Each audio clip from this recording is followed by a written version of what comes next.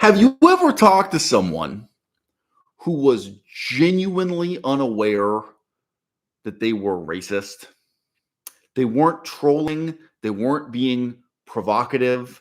They said well-intentioned things that they felt were reaching out their arms to embrace people of other races and cultures, and they were actually just, God, oh, Grandpa, did you have? Oh, come on! And how are you gonna explain this to your own grandfather? Are you gonna explain that the condescending, well-intentioned thing he just said about black people or white people or Jewish people, whatever you're saying, do you respect him enough to disrespect him? Do you care enough to intervene in his decades-long set of delusions about this? What if you sit down with your grandfather one day, and please share this video with your fucking grandfather? Okay, these first 60 seconds might mean a lot to him or her. Your grandfather says to you one day, I understand the homosexuals. I support the gays. When I was younger, I was homophobic, but now I understand this whole thing. I got my head on straight. I support the homosexuals. I support the gays. And say on. Where is this? Where is this going, Grand? Oh, this is a revelation to me, Grandpa. He says, now what I realize is they have a hormonal disorder, and they need to be taken to a hospital and given surgery and drugs so they can fit into our society and conform to our gender norms. And you'd say, no, Grandpa, you've got this 180 degrees the wrong way around. Gay people don't need surgery. They don't need drugs. They don't need hormone pills. And they don't need to conform to, they don't need to blend into our cultural traditions about gender roles. They can challenge them. They can stand. But Grandpa, you have to understand. You think your perspective isn't homophobic. You think you're reaching out to embrace and support these people. You think you're saying the most positive thing, but in fact, you're stigmatizing them, you're denigrating them, you're perceiving them as sick, whether you think that illness is hormonal or otherwise, and you're saying that's an illness that has to be cured with hormone pills and surgery so they can fit into our society that makes the rules for how their sexuality has to, that we create the standard for them to live up to or live down to. Grandpa, you think you're not homophobic, but you're wrong. Your perspective on this issue is the most homophobic of all. The perspective of rationality rules. The perspective of all of these skeptics, these scientists, rationality rules, the scientists, please, who now want to be white knights for transgender people, who want to be the champions of, the defenders of, the proponents of the transgender movement. They are the most transphobic of all, right? I mean that sincerely. And guys, if you want, I can post publicly how much money I make out of this YouTube video. It may be like 10 cents. I don't make zero money out of YouTube. But if you think I'm motivated by money, I'm really not. It's quite possible out of the small audience this video attracts, there's going to be someone here who is on speaking terms with rationality rules. You know him on Discord, you're friends with him on Twitter, whatever you people do this. Okay, I would really encourage you, I would really implore you to share the link, because fundamentally what he's guilty of here is an error. And that error in and of itself is not evil. But with the passage of time, with a short-term selfish focus on one's own gain, that error, it's going to become something very evil and very harmful indeed. Now, let's just say theoretically Rationality Rules does end up seeing this video because you lovely people share the link on Reddit and share it on Twitter. Whatever it is that's replaced MySpace these days. I don't know what you kids use. I'm so old, I can remember Tumblr. What would I have to say to Rationality Rules? Straight to his face. Tell me, RR, what is so wrong with my going into a hospital and preaching to cancer patients that they should pray because the God of Israel can hear their prayers and cure their cancer? What is the harm? Now, I think he'd have an answer for that. I don't think this guy's a philosopher. I think he'd be able to sit there and rub his brain cells together and come up with some kind of answer for why it is morally he would regard it really as quite evil for me to start going around to hospitals and preaching to people dying of cancer that they can pray and their prayers can cure their cancer. You see, it's quite subtle. It's quite complex. It's quite indirect and abstract, the type of harm you're doing. There's a true story, and if I told this story 5 years ago, I'd probably remember who it was about, but now the name escapes me. I'm not that great at remembering Arabic names. There's a story of a guy who became really an Arabic political nationalist, pan-Arabism. So that's the correct term here. But anyway, he was a dissident and militant and what have you. But he had gone to school and formally studied to become some kind of Muslim scholar. I forget his exact title. But he wore kind of a special turban and a special robe reflecting his status as someone who is a graduate of one of these programs. He was officially, he could bear the title of being some kind of expert on the interpretation of the Quran and the Hadith and so on and so forth. And he was once in a boat crossing a river. And as I recall, this was in northern India, probably before India and Pakistan became two separate countries. And he's in an area where everyone is Muslim and where the people are quite superstitious. There's a crack in the hull. There's a hole in the boat all of a sudden. And the boat begins taking on water fast and sinking. Everyone in the boat is freaking out. He's a tall, thin, handsome man. He wraps his robe around him. He stands up and he calls for silence. And he says to all the people in the boat, "Be calm. I've had a vision. Before the boat sinks, it will reach the shore." And the people are superstitious enough and traditional enough to have enough admiration for, this kind of scholar, this kind of holy man, this kind of Swami, to use a very non-Muslim term, that they do it. They sit down and shut up. And what do you know? The boat is sinking and sinking and sinking. There's more and more water gushing in. But they hit the shore. Everyone gets to scramble out of the boat onto the sandy side of the river. They all survive. We know that this happened because he wrote a letter to a friend, absolutely laughing about it and saying, well, it was a very easy thing for me to predict. If the boat sank and we all died, nobody would be alive to predict that. Nobody will be alive to complain that I'm a lousy visionary seer, I'm a lousy prophet or something, And on the other hand, if we all live, then they, fall down and worship me and say I'm this great religious scholar or what have you. I'm this great holy man, And that is what happened. People were tremendously grateful to him and they were weeping. You can imagine this tremendous sense of relief. And they believed he'd had some kind of supernatural vision or message from God.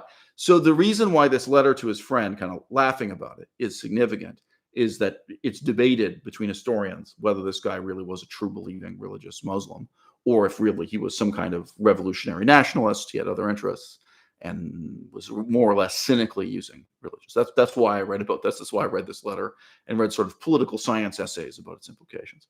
Okay, so I'm asking you, Rationality Rules, where is the harm? Why is it bad?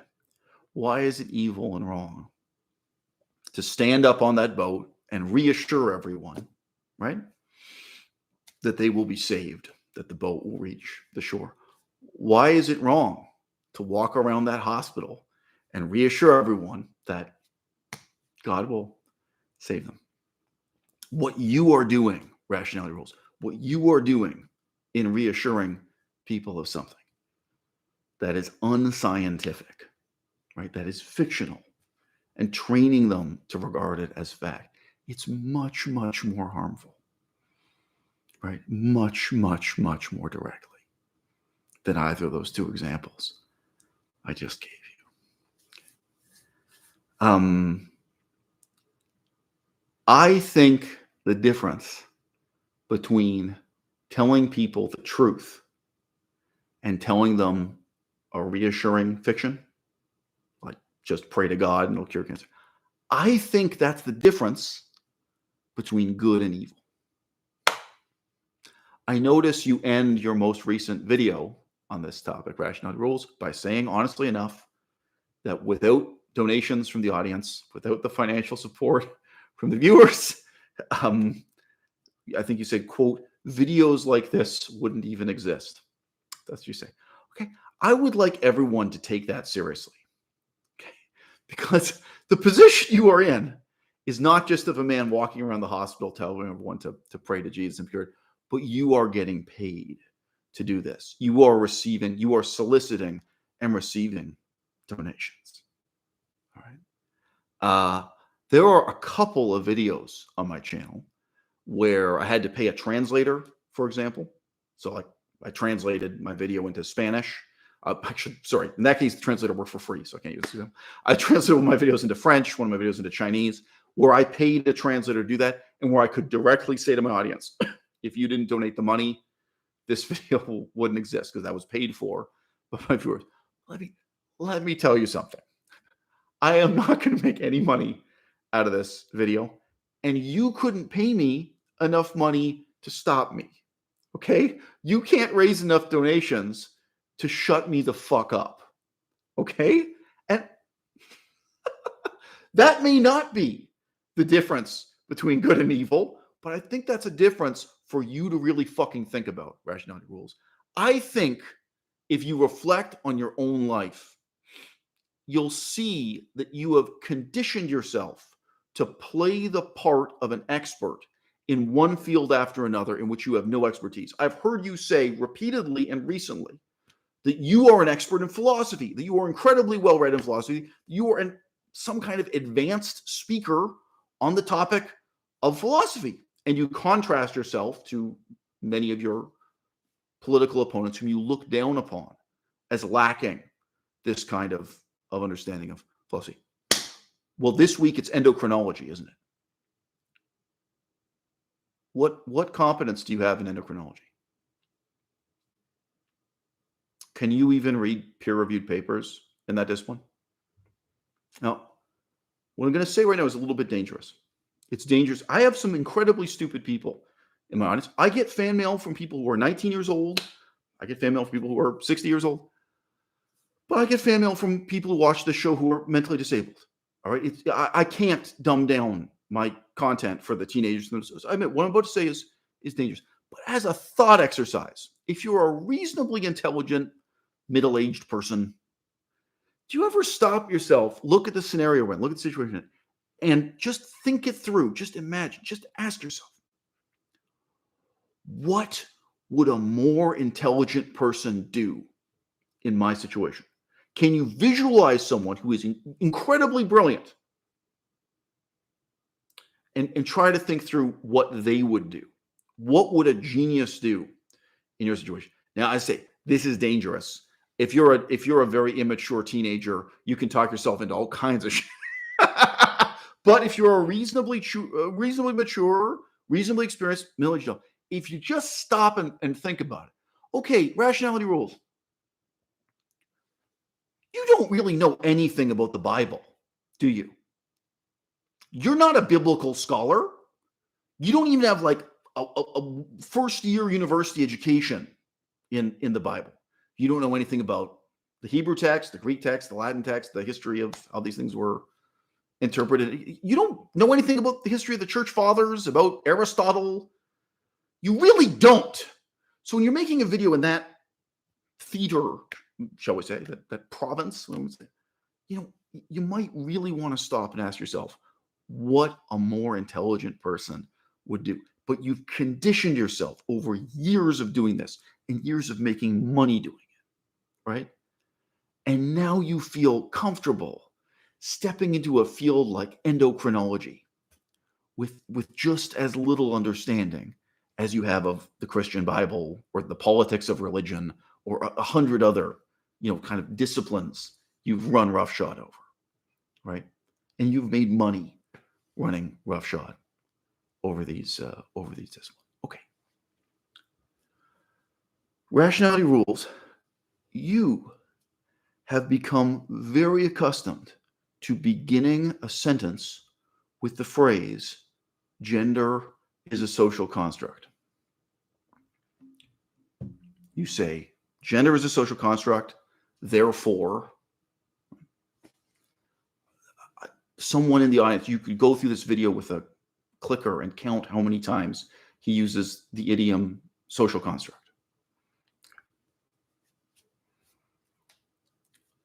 God is a social construct.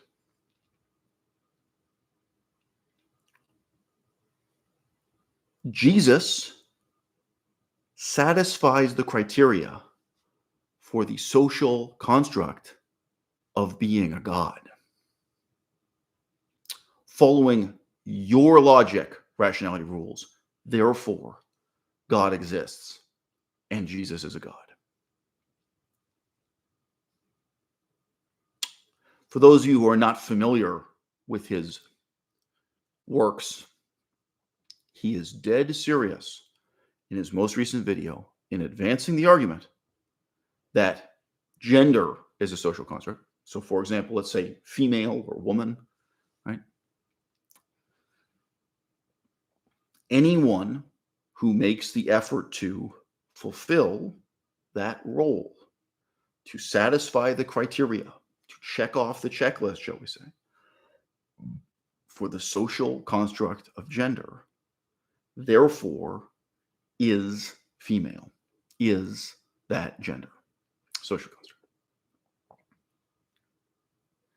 Why don't you challenge yourself? Why don't you challenge your audience with some examples that are inconvenient for you, right? Like I just did with God, like I just did with Jesus. Okay.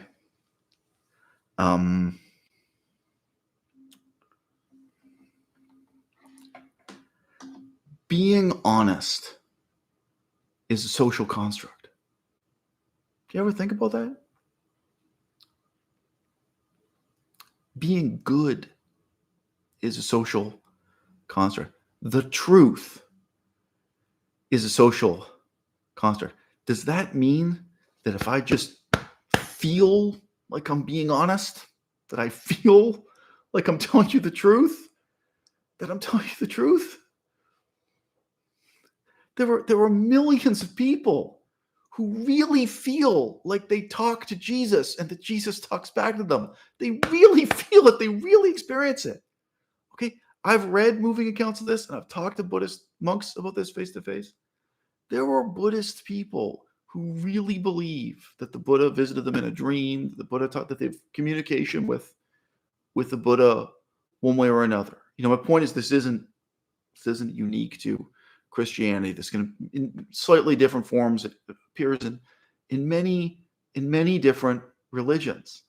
Okay, and you would never accept that, right? And what if this same language is being used against you and your side?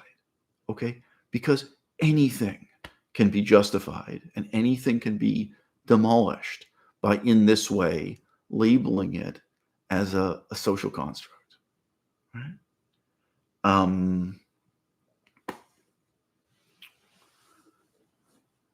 The new twist in Rationality Rules' crooked road of, from his perspective, justifying, supporting, and propounding transgender rights, transgender politics. But from my perspective, what he's doing is transphobic, and it's damaging to transgender people and to all homosexual and gay people of any variety, transgender or not, cross-dressing or not. Okay.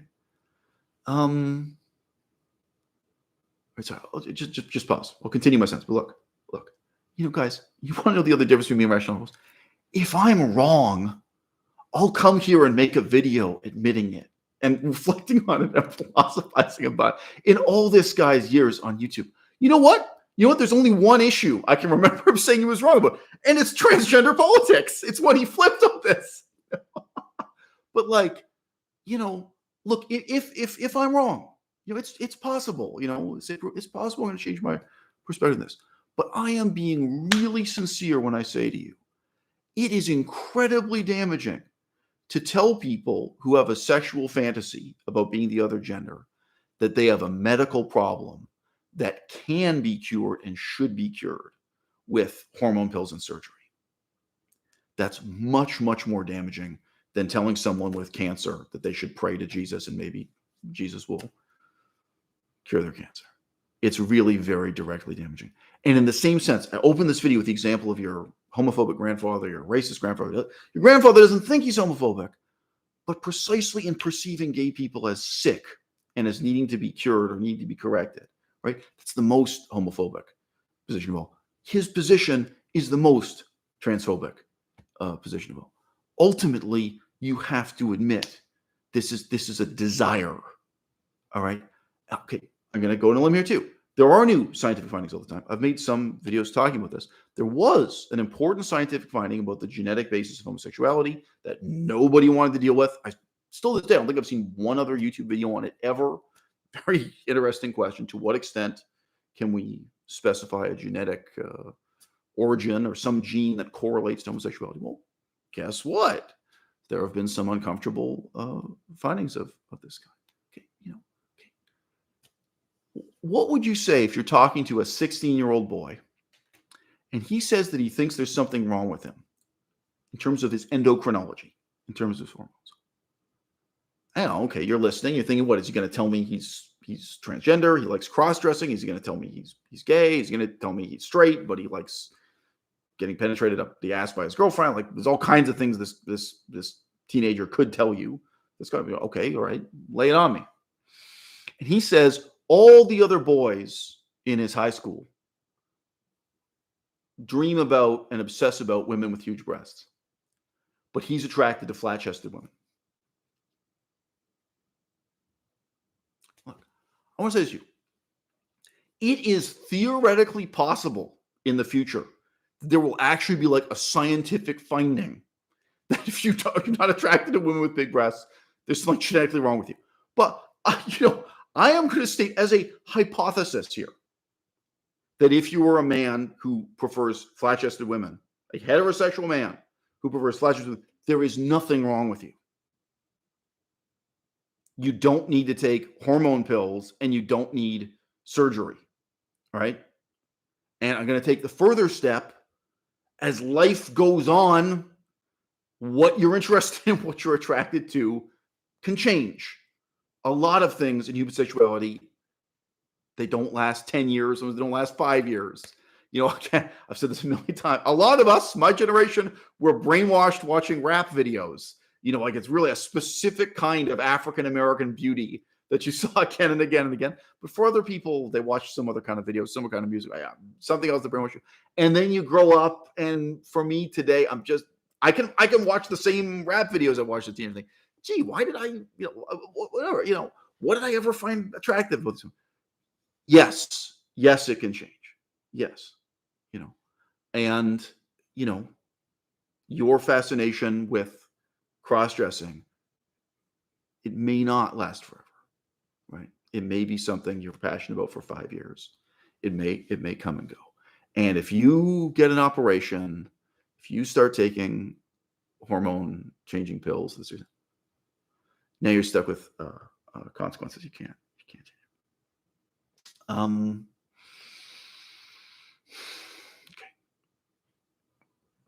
I continue the sentence I abandoned halfway through a few minutes ago.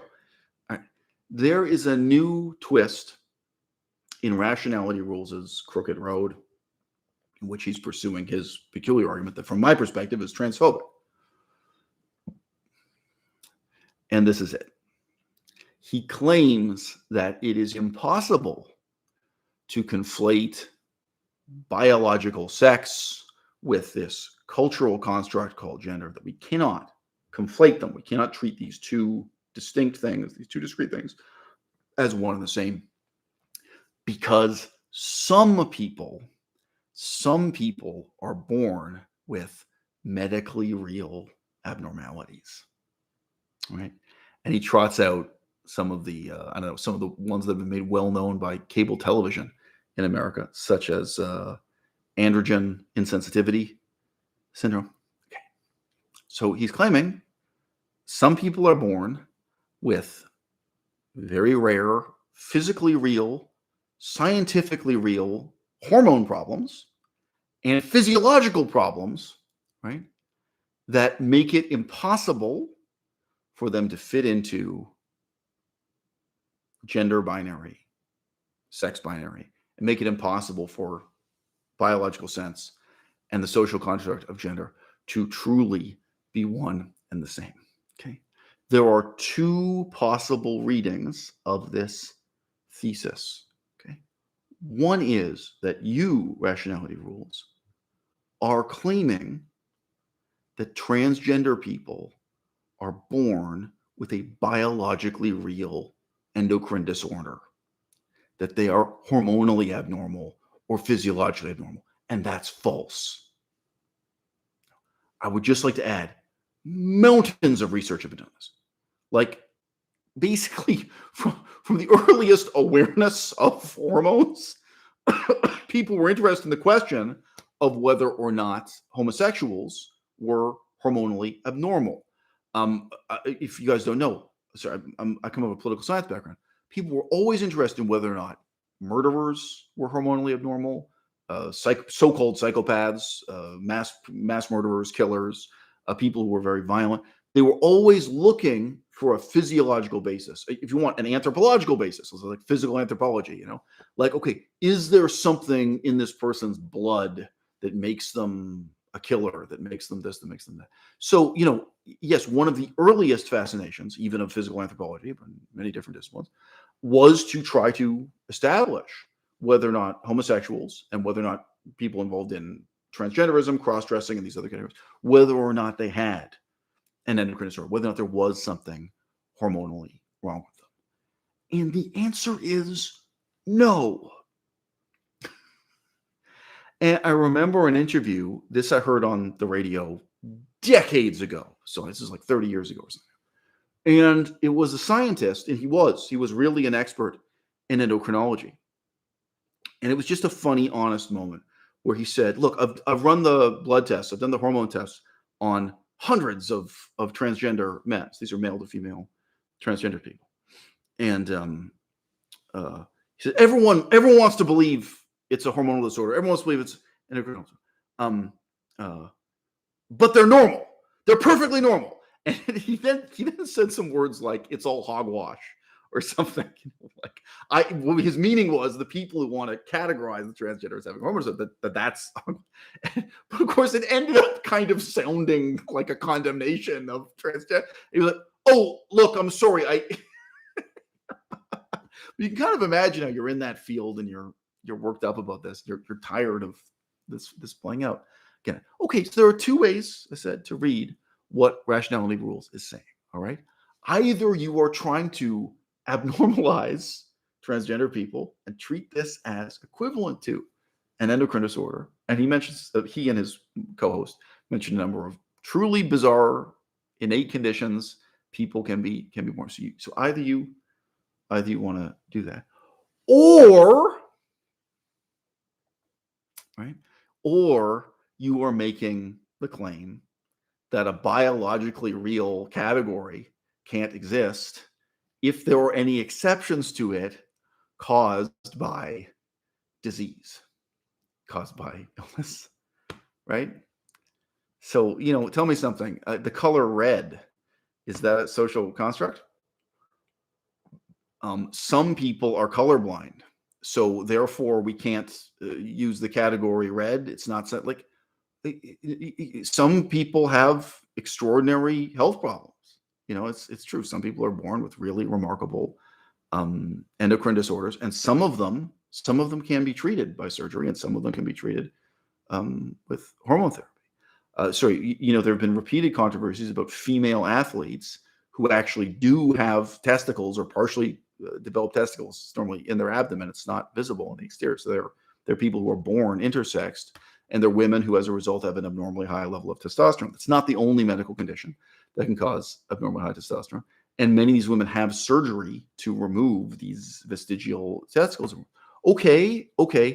So what valid inference can be drawn from that? What is the inference about my status as male or yours? The fact that there is one person in the world who is colorblind.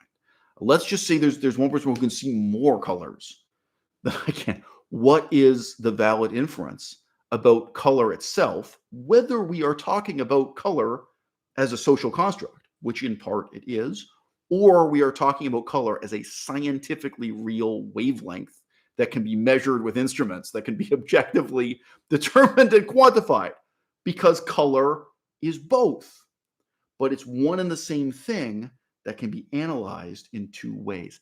And gender, did you see this coming? You see this coming, Rationality? Gender, likewise, is one and the same thing that can be analyzed as a social construct or as a biological, scientifically real, empirically real, verifiable real. But it is, in fact, one and the same thing, nevertheless, merely explicated in two different